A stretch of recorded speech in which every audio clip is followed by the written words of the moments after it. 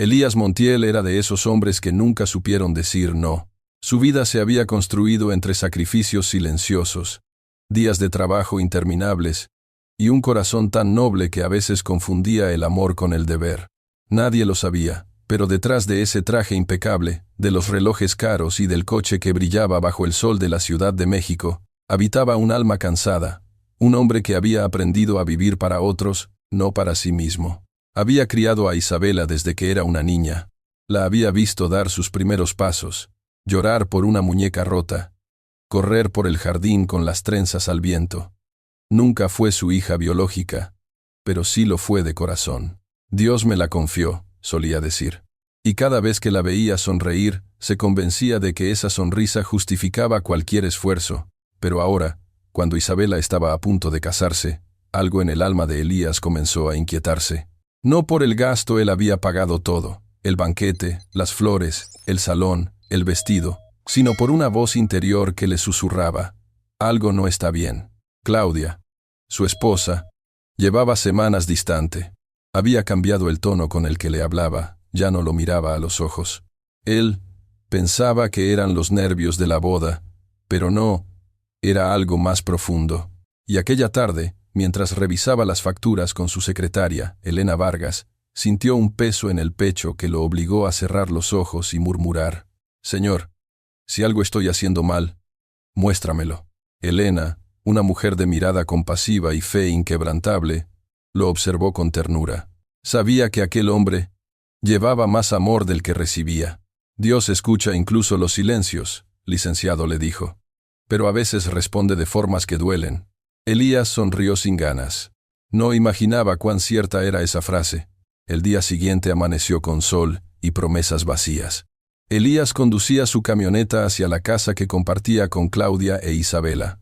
Una mansión blanca en Lomas Verdes, con jardín impecable y portón eléctrico. Todo en su vida parecía perfecto, menos la paz. Entró al comedor y las encontró riendo, rodeadas de catálogos y listas de proveedores.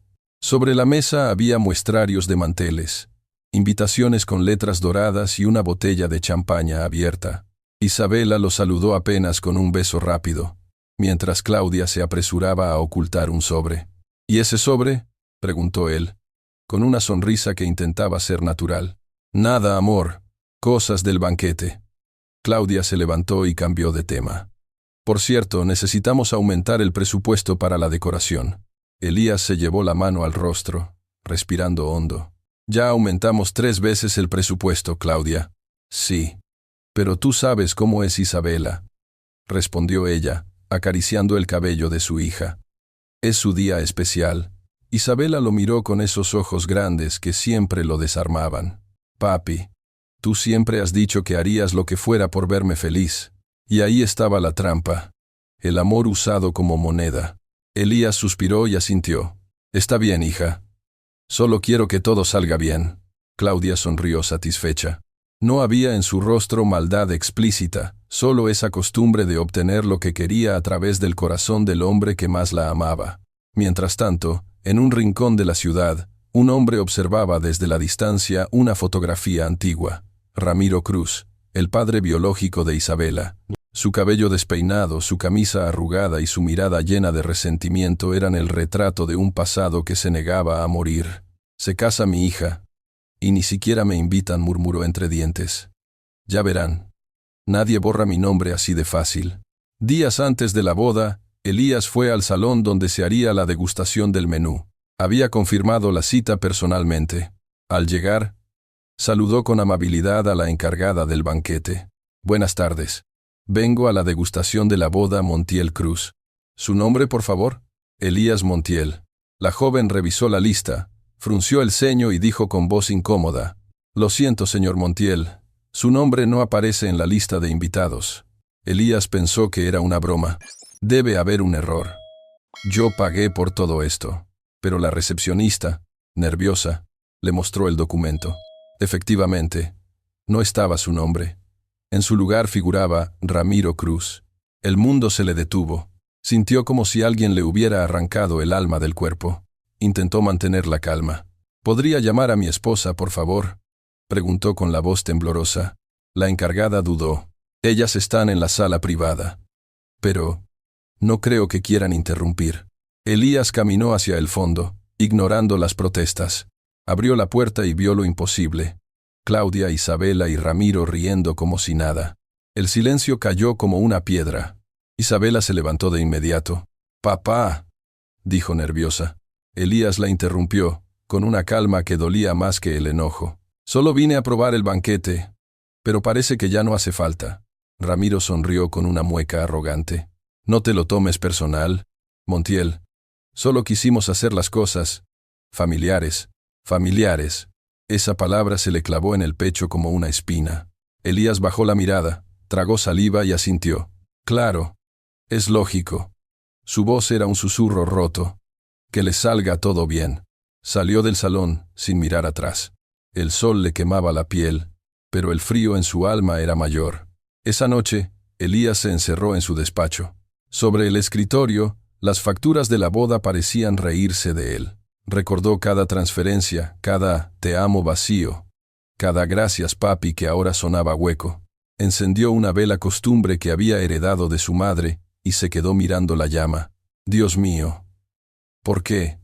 Si lo único que quise fue amar». La vela titiló como si respondiera. Elías cerró los ojos y por primera vez en muchos años lloró en silencio. No de rabia, sino de cansancio. Al día siguiente, Elena lo encontró con ojeras profundas. «Licenciado, ¿no durmió? No hace falta dormir cuando el alma no descansa». Ella se acercó con suavidad. «No permita que lo destruyan. Recuerde, el amor sin respeto se convierte en esclavitud. Tal vez ya sea tarde para mí, Elena. Nunca es tarde para quien aún busca a Dios». Elías levantó la mirada. Por primera vez, aquellas palabras no le sonaron a consuelo vacío, sino a promesa. Mientras tanto, Claudia y Ramiro planeaban la boda como si fueran los reyes del mundo. La presencia de Ramiro, ese hombre que había abandonado a su hija por años, comenzaba a incomodar incluso a Isabela. Pero su madre insistía. «Tu padre merece estar ahí. Es tu sangre». Y esa palabra «sangre» empezó a dividir lo que el amor había unido. Días después, Elías recibió un correo electrónico. «Estimado señor Montiel, por motivos de organización, lamentamos informarle que no podrá asistir al evento de manera presencial. Agradecemos su comprensión. Comité de Boda Cruz Medina». Leyó esas líneas una y otra vez. No sabía si reír o llorar.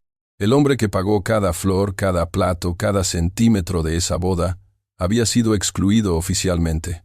En su corazón se mezclaban el dolor y una extraña serenidad. Y entonces, mientras guardaba silencio frente a Dios, recordó las palabras de Elena. A veces, Dios responde de formas que duelen. Quizás esto no era un castigo, quizás era una señal. Elías tomó su abrigo, salió de su casa y caminó sin rumbo. Llegó a una pequeña iglesia en el centro.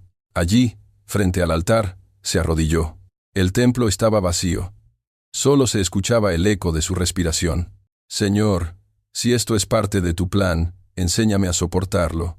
Pero si no lo es, dame el valor para cambiarlo». Una ráfaga de viento abrió las puertas del templo. Una hoja cayó a sus pies. Al levantarla, Elías leyó las palabras de un folleto parroquial. «Cuando la vida te humilla, Dios te está preparando para algo más grande». Sonrió por primera vez en días. Y comprendió que nada de lo que estaba viviendo era casualidad. El día de la boda amaneció con un cielo tan claro que parecía una burla. Elías se levantó temprano, sin propósito. Había decidido no ir. Aunque una parte de él, la más humana, quería correr hasta allí y gritar que no era justo. Pero algo en su interior le dijo: «Calla. Deja que la vida hable por ti». Mientras tanto, en la casa de los Cruz, todo era brillo, perfumes y risas. Isabela, vestida de blanco, se miraba en el espejo y no pudo evitar sentir una punzada de vacío. Su madre le arreglaba el velo, hablando sin parar de los invitados y la prensa, pero Isabela apenas la oía. En su reflejo vio un rostro hermoso, pero ausente. No era la niña que corría hacia su padre adoptivo para pedirle consejos, ni la joven que lloraba en su hombro cuando un amor fracasaba. Era una mujer confundida, a punto de sellar su destino con alguien que solo amaba las apariencias. Claudia la notó distraída. «¿Qué te pasa, hija? Hoy es tu día. No lo sé, mamá, siento que algo no está bien. Ay, por favor, no empieces con sentimentalismos. Todo está perfecto. Pero no, nada estaba perfecto. Mientras el salón se llenaba de música, Elías permanecía en su oficina, frente a la ventana. En la mesa había una Biblia abierta. No la había tocado en años, pero aquella mañana la hoja se detuvo sola en el libro de Isaías. El Señor está cerca del corazón quebrantado, y salva a los de espíritu abatido. Elías cerró los ojos. Entonces, sálvame, Señor, susurró. Afuera, la ciudad seguía su curso. El ruido de los coches, los gritos de los vendedores, la vida indiferente. Pero dentro de él, algo se estaba rompiendo y naciendo al mismo tiempo.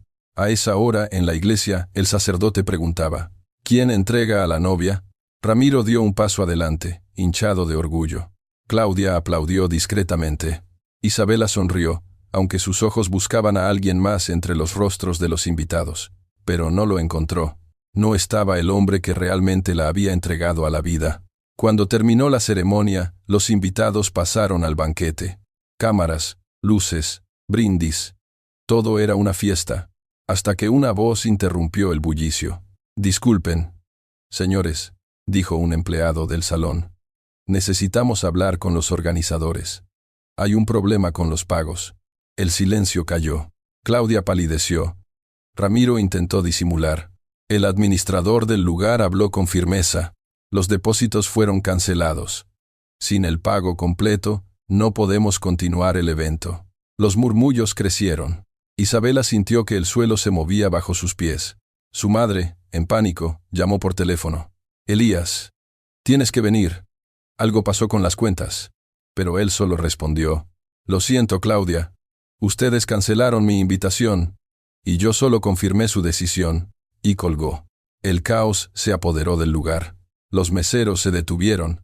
La música cesó. Los invitados comenzaron a retirarse. Ramiro, furioso, le gritaba al gerente. Álvaro intentaba aparentar calma, pero su rostro mostraba el miedo de un hombre que no podía sostener su mentira. Isabela lloraba. Su vestido blanco parecía ahora una carga. Y en medio del desastre, la voz del sacerdote se oyó desde el fondo, serena y firme. A veces, hijos, Dios detiene una boda para salvar una vida. Aquellas palabras hicieron que Isabela cayera de rodillas. No entendía todo, pero comprendía algo. Había herido al único hombre que la había amado sin condiciones. Días después, la casa Montiel estaba vacía. Claudia y su hija se habían ido con Ramiro, pero pronto descubrieron que la comodidad que él prometía no existía. El dinero se había acabado. Las puertas se cerraban, y los amigos de conveniencia desaparecieron. Mientras tanto, Elías decidió empezar de nuevo. Vendió su empresa, donó parte del dinero a un orfanato, y se mudó a un pequeño departamento en Coyoacán. Allí, cada mañana, encendía una vela y agradecía, no por lo que había perdido, sino por lo que estaba aprendiendo. Elena, su asistente, lo visitaba de vez en cuando. Una tarde le llevó una taza de café y una sonrisa. ¿Sabe? Usted tiene una paz que antes no tenía. Porque aprendí a dejar ir, respondió él. Y entendí que cuando uno suelta lo que no lo valora, Dios le devuelve lo que realmente necesita. Elena lo miró con ternura. En su corazón comenzaba a nacer algo más que admiración. Las semanas pasaron. Isabela vivía ahora en un departamento modesto con su madre y Álvaro, quien resultó ser un hombre sin trabajo ni rumbo. Los reproches comenzaron. Las promesas se rompieron. Claudia se lamentaba. Perdimos todo por tu padre adoptivo. Ese hombre nos arruinó, pero en el fondo sabía que era mentira. No fue Elías quien las había destruido, sino su propio orgullo. Una noche, Isabela encontró en una caja vieja un álbum de fotos. En cada página estaba Elías, en su graduación, en su primer día de escuela, en cada cumpleaños, y al verlo, sonreír. Sintió el peso de la culpa caer sobre su pecho. Tomó el teléfono y marcó. Nadie contestó. Dejó un mensaje de voz. Papá, perdóname. Si algún día escuchas esto, solo quiero que sepas que te amo. Elías escuchó ese mensaje al amanecer, mientras oraba. Las lágrimas le corrieron por las mejillas. No respondió. Solo se arrodilló y dijo, gracias, Señor. No necesito que me pidan perdón. Ya los perdoné el día que me cerraron la puerta. Pero Dios tenía preparado algo más. Aquella misma tarde, mientras caminaba por el parque, un anciano se le acercó. «Hermano, ¿cree en las segundas oportunidades?», preguntó el desconocido. Elías sonrió. «Toda mi vida es una segunda oportunidad». El anciano le entregó una tarjeta. Centro de Ayuda San Rafael. Programa para padres adoptivos y familias en crisis. «Nos falta alguien con su corazón», dijo el viejo. «Venga mañana». Elías sintió que el cielo le hablaba a través de aquel encuentro. Y así empezó el propósito que Dios había preparado para él. Meses después, Elías dirigía aquel centro. Ayudaba a hombres y mujeres que habían sido rechazados por sus propios hijos. Les enseñaba a perdonar, a sanar, a empezar de nuevo.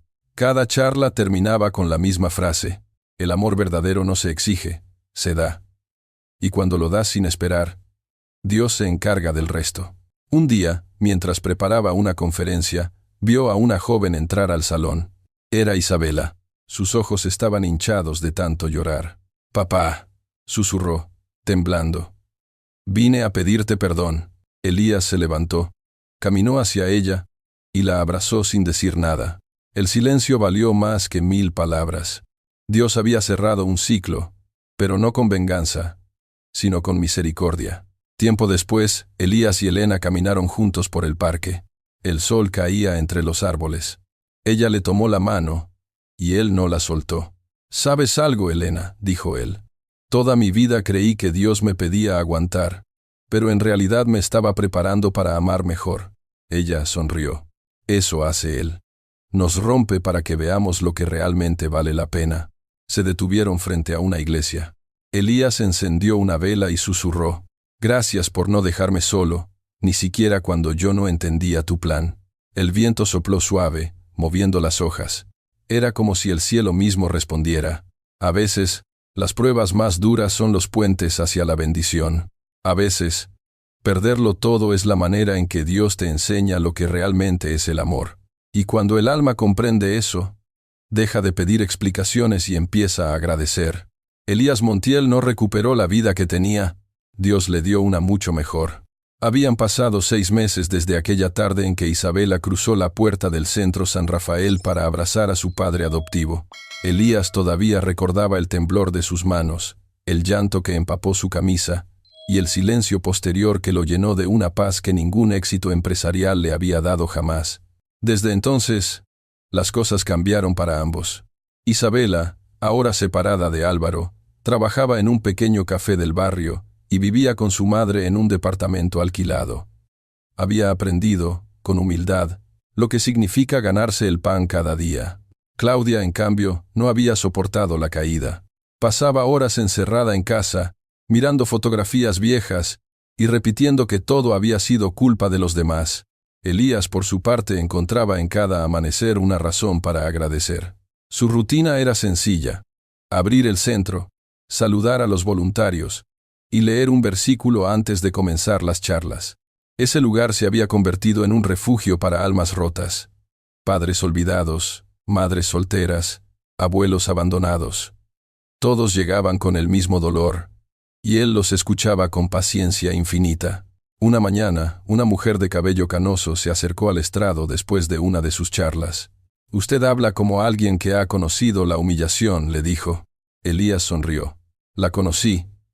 Y también conocí la misericordia. Entonces dígame, ¿cómo se aprende a perdonar?».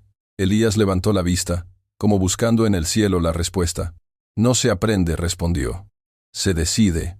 Y después, Dios se encarga de que el corazón lo entienda». La mujer lloró en silencio, y él comprendió que su misión no era solo sanar su historia, sino ayudar a otros a reencontrar la fe en medio del dolor. Esa noche, de regreso a casa, encendió una vela frente a la ventana y escribió en su cuaderno: «Perdonar no es olvidar. Es confiar en que Dios hará justicia sin que yo tenga que mancharme las manos». De pronto, escuchó un golpe en la puerta. Al abrir, se encontró con Claudia. Estaba más delgada, con la mirada perdida y una bolsa en la mano. «Elías», su voz temblaba, «no vengo a pedirte nada. Solo necesitaba decirte que lo perdí todo, y que ahora entiendo cuánto daño te hice. Elías la miró con compasión. Claudia, yo ya te perdoné el día que me cerraste el corazón. Pero si vienes buscando paz, no la busques en mí, sino en Dios. Ella rompió en llanto. Se arrodilló frente a él. ¿Crees que todavía puedo ser perdonada? Si Dios me levantó a mí, que estuve hundido en el orgullo y la tristeza, también puede levantarte a ti. Elías la ayudó a incorporarse. No había rencor en sus ojos, solo gratitud. Y aunque sabía que nunca volverían a ser pareja, entendió que el perdón no siempre reconstruye, pero siempre libera. El día siguiente, Isabela llegó al centro con una bandeja de pan dulce. Es un regalo de la cafetería, dijo, sonriendo. Quería compartir con todos. Elías la miró con orgullo. Cuando das de lo poco que tienes, el cielo se abre un poquito más. Entre risas y café, padre e hija pasaron la mañana atendiendo a los asistentes. A media tarde, una tormenta repentina hizo que todos se quedaran dentro. Isabela aprovechó el silencio y se acercó a él. Papá, ¿te puedo preguntar algo? Claro, hija. ¿Cómo supiste que seguir creyendo en Dios después de todo? Yo me sentí tan sola, tan culpable. Elías la tomó de la mano. Porque cuando todo se derrumba, Dios es lo único que queda en pie. Y cuando aprendes a mirarlo en medio de tus ruinas, descubres que Él siempre estuvo ahí. Isabela lloró, y en ese momento comprendió que su fe, rota por los lujos y el ego, estaba volviendo a nacer. Aquel mismo día, apareció una mujer que cambió el rumbo de sus vidas. Doña Rosario, una anciana que llegó buscando ayuda para su nieto. El joven, de apenas 17 años, se llamaba Matías y había sido abandonado por sus padres. Elías lo acogió en el centro, ofreciéndole un trabajo sencillo. Matías tenía una mirada noble, pero llena de miedo. Elías lo abrazó y le dijo, «Aquí nadie te va a juzgar, hijo. Lo único que pedimos es que creas que Dios aún puede escribir algo hermoso contigo». Esa frase, que tantas veces había repetido, resonó en su propio corazón, porque en el fondo sabía que Dios también estaba escribiendo algo nuevo con él. Por las noches, mientras Isabela ayudaba a organizar los donativos, Elías sentía una calma profunda. Cada gesto, cada oración compartida, cada sonrisa de los necesitados era una forma distinta de sanar sus propias heridas. Un mes después, el centro recibió una visita inesperada. Álvaro. Lucía, la recepcionista, lo reconoció de inmediato. «¿A quién busca, señor?» «Vengo a ver al señor Montiel. Dile que Álvaro Medina quiere hablar con él». Cuando Elías lo vio entrar, sintió un nudo en el estómago. El joven vestía mal, olía a alcohol y tenía la mirada perdida. «¿Qué haces aquí?», preguntó Elías, con tono sereno. «No vengo a pedirte dinero. Solo necesito trabajo». «Trabajo», repitió Elías. «Sí, lo perdí todo. Isabela me dejó. Y quiero cambiar». Elías lo miró largo rato. Vio al muchacho arrogante que una vez humilló su casa, pero también al hombre roto que ahora suplicaba una oportunidad. «Dios me dio una segunda oportunidad», dijo Elías finalmente. «No soy quien para negársela a otro». Le ofreció empleo como ayudante en el almacén. Muchos en el centro no lo aprobaron, pero Elías insistió. El perdón se demuestra con acciones, no con discursos. Durante semanas, Álvaro trabajó en silencio, sin mirar a nadie a los ojos. Una tarde, cuando el sol caía sobre los ventanales, se acercó a Elías. «Gracias por no humillarme, aunque te di motivos». «El que humilla a otro se humilla a sí mismo», respondió Elías. «Aprende eso, y Dios hará el resto». Esa misma noche, Isabela se enteró de que su exmarido trabajaba allí. Su primera reacción fue enojo. «¿Por qué lo aceptaste, papá?», reclamó. «Porque el perdón que no se pone a prueba no crece». Isabela guardó silencio y comprendió que su padre no solo predicaba la fe, la vivía. Con el paso de los meses, la vida comenzó a florecer de nuevo. El centro se expandió, las donaciones crecieron, y cada semana nuevas familias encontraban esperanza. Elías, Elena, Isabela y hasta Álvaro formaban una comunidad unida por la fe y el servicio. En una ceremonia sencilla, el padre Francisco bendijo el lugar. «Que este centro sea testimonio de que Dios convierte la herida en camino», dijo el sacerdote. Elías miró a su alrededor y sintió que esas palabras eran para él. El dolor de ayer se había transformado en misión, la humillación, en fortaleza, la soledad, en familia. Una tarde, mientras el cielo se teñía de naranja, Elena se acercó con un sobre. «Esto llegó para usted». Elías lo abrió. Era una carta de Claudia. «Gracias por no odiarme. He empezado un grupo de oración en la parroquia. Cada semana rezo por ti, por Isabela, y por todos los que alguna vez lastimé. Si Dios me permite, quiero algún día servir como tú sirves. Claudia». Elías sonrió. Guardó la carta en su Biblia, justo en la página de Isaías. Luego salió al jardín y vio a Matías regando las plantas, a Isabela ayudando en la cocina, a Elena organizando papeles y a Álvaro enseñando a un niño a leer. Entonces comprendió. Dios no lo había castigado. Lo había reconstruido con piezas más firmes. Se arrodilló, miró al cielo y dijo: «Señor, gracias por devolverme todo, pero esta vez sin orgullo». El viento sopló suave, haciendo bailar las hojas, y en ese susurro escuchó, como una voz en el alma: «Hijo, mi plan siempre fue bendecirte. Solo necesitaba que confiaras». Elías sonrió. El amanecer del alma había llegado. El amanecer de ese día llegó con un silencio distinto, como si el aire llevara una promesa. Elías despertó antes del alba, encendió su vela habitual y abrió su cuaderno de oración. Había pasado un año desde la boda que lo dejó sin familia, y ahora el hombre que había sido olvidado se había convertido en refugio para muchos. Cada línea de su diario comenzaba igual. «Gracias, Señor, por lo que me quitaste y por lo que me diste». El centro San Rafael estaba creciendo. Habían abierto un comedor para niños y un pequeño taller donde enseñaban oficios. Pero Elías sentía dentro de sí que Dios lo estaba preparando para algo más. No sabía qué, solo que el alma le pedía fe en una nueva dirección. Una tarde, mientras Elena revisaba los registros, se acercó con el celular en la mano. «Elías, es del Hospital Ángeles del Sur». «¿Del hospital?», preguntó él, inquieto. «Sí. Es doña Rosario. Está grave». Elías corrió al hospital.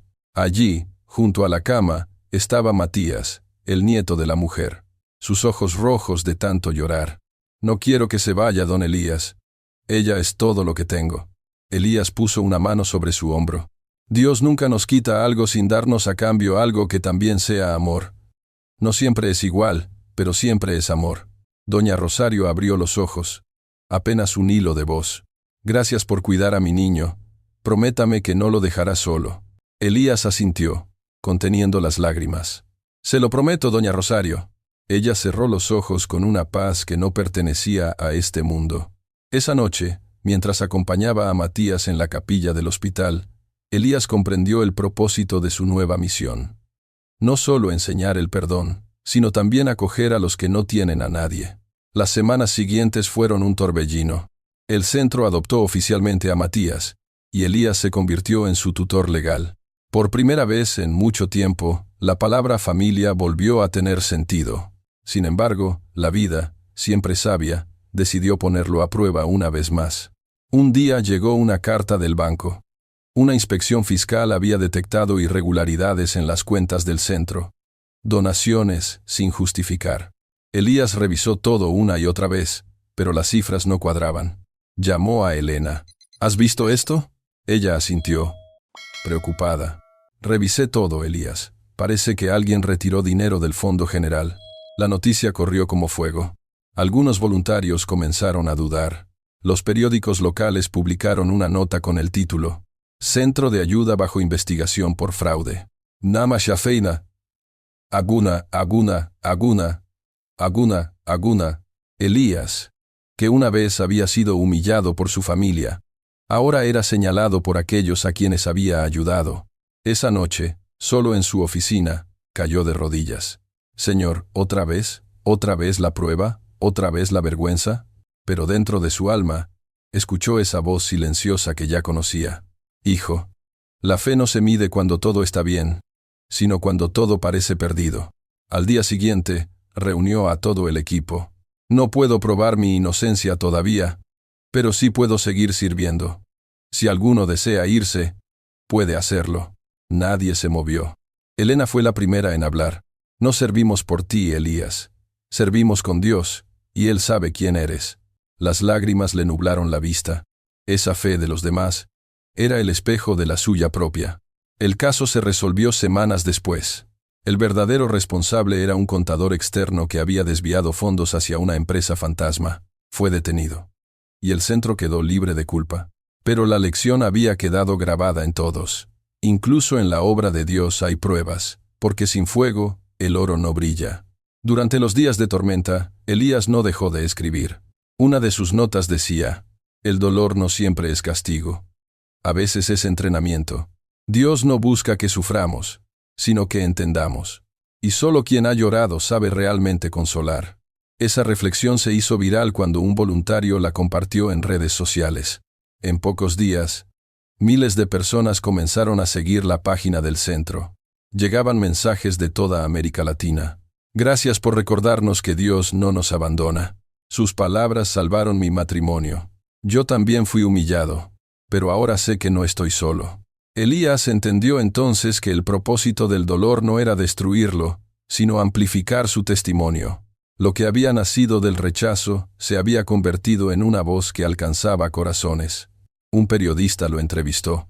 ¿Cuál cree que fue su mayor milagro? Elías respondió sin dudar: no dejar que el dolor me hiciera amargo. Un año después, el Centro San Rafael celebró su aniversario. Había flores en cada rincón, niños corriendo, familias reconciliadas. Elías caminaba entre ellos con una sonrisa tranquila. Matías, ya convertido en un joven fuerte y estudioso, lo abrazó. Gracias, papá. Elías lo miró sorprendido. ¿Qué dijiste? ¿Qué gracias, papá? No de sangre, pero sí de corazón. Elías sintió un nudo en la garganta. En ese instante, comprendió el propósito final del dolor que lo había perseguido por años. Dios lo había despojado de una familia para darle muchas. Al caer la tarde, se sentó en el jardín junto a Elena. Ella le ofreció una taza de té y sonrió. ¿Recuerdas cuando todo comenzó?, preguntó. Sí. Yo era un hombre con dinero, pero sin alma. Y ahora soy un hombre con propósito. Elena lo miró con ternura. ¿Sabes? Siempre pensé que el propósito del dolor era hacernos más fuertes, pero contigo aprendí que también puede hacernos más amables. Elías asintió, mirando el horizonte donde el sol se perdía tras la ciudad. Sí, porque el amor sin dolor no tiene profundidad, y el dolor sin amor no tiene sentido. Entonces tomó su cuaderno, escribió la última frase y la firmó. Si Dios permite una herida, es porque piensa sanar a través de ella a otros. Cerró el cuaderno, suspiró con gratitud, y dijo en voz baja: Gracias, Señor. Ya entendí. El viento sopló, moviendo las hojas de los árboles como un aplauso invisible. Y el cielo, teñido de dorado, parecía sonreír. El tiempo, ese escultor invisible, había seguido tallando con paciencia la vida de Elías Montiel. 5 años después de la fundación del Centro San Rafael, el antiguo empresario que una vez lloró su derrota era ahora un maestro de almas. Su cabello, algo más gris, parecía brillar cuando hablaba de esperanza. Su voz ya no temblaba por el miedo, sino por la emoción de saberse instrumento del cielo. Cada mañana el centro se llenaba de risas y oraciones. Los niños corrían detrás de Matías, ya convertido en coordinador del taller de oficios, y las madres jóvenes encontraban allí un refugio para recomenzar. Isabela, reconciliada con su madre y con su propia historia, administraba el área educativa. Enseñaba lectura y escritura a mujeres que nunca habían podido estudiar. Y Elena, su compañera de siempre, continuaba a su lado, discreta, firme, compartiendo la fe y la ternura que sostenían aquella obra. Una tarde cualquiera, un periodista llegó sin avisar. Señor Montiel, dijo mientras preparaba la grabadora, su historia inspira a medio país. ¿Qué siente al saberlo? Elías sonrió con humildad. No soy yo quien inspira, joven. Es Dios. Yo solo soy la prueba de que el dolor, cuando se entrega a Él, se convierte en servicio. El reportaje se volvió viral. Miles de personas escribieron para agradecer, y otras tantas ofrecieron ayuda. El centro, que nació del quebranto, empezó a multiplicarse. Nuevas sedes en Puebla, Mérida, Guadalajara. Pero Elías sabía que su misión no era construir edificios, sino corazones. Aquella noche, cuando todos se habían ido, se quedó solo en la capilla pequeña que él mismo había mandado levantar. El silencio era profundo. Señor, susurró, si mi tiempo se acerca, déjame dejar preparado a quien continúe. No quiero que esta obra dependa de mí, sino de tu voluntad. Sintió un calor suave en el pecho, una certeza sin palabras. Era como si el cielo respondiera, ya lo estás haciendo, hijo. Aquí vacía, Namarta. Un mes después, el centro organizó su retiro anual. Llegaron familias de todo el país, 300 participantes, entre ellos antiguos beneficiarios que ahora eran voluntarios. Elías inauguró el encuentro con una charla titulada El Dios que repara. Habló de su historia sin adornos, mostrando que la humildad es la forma más alta de sabiduría. Cuando terminó, el aplauso fue largo, pero él solo levantó las manos para callar. No aplaudan al hombre, dijo. Aplaudan a aquel que nunca deja de creer en nosotros, incluso cuando nosotros dejamos de creer en él. Isabela observaba desde la primera fila. En sus ojos se mezclaban orgullo y ternura. Había recuperado a su padre, y también a su fe. Durante el retiro, algo extraordinario ocurrió. Varias personas se acercaron a confesar que, gracias al testimonio de Elías, habían perdonado traiciones que los mantenían presos durante años.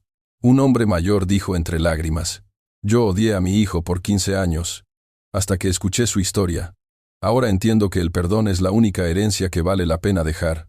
Elías lo abrazó, y en ese gesto entendió que su legado no serían las palabras, sino las vidas transformadas por ellas.